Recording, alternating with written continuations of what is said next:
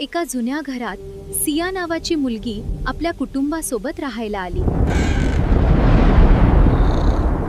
तिला तिच्या खोलीत एक जुनी बाहुली सापडली.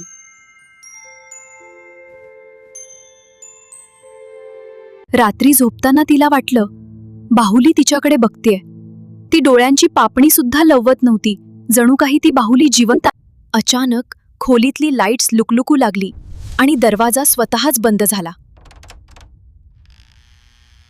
ती बाहुली हळूहळू हलू लागली आणि तिचे डोळे माझ्याकडे बघून चमकू लागले, जणू काही ती मला सावध करत होती की आणि अचानक बाहुलीच्या डोळ्यांत लाल प्रकाश चमकला.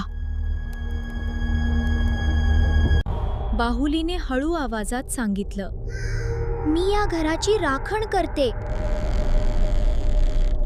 सिया मागे वळलीत आणि आरशात तिला दिसलं सेफ. बाहुली आता तिच्या मागे उभी होती.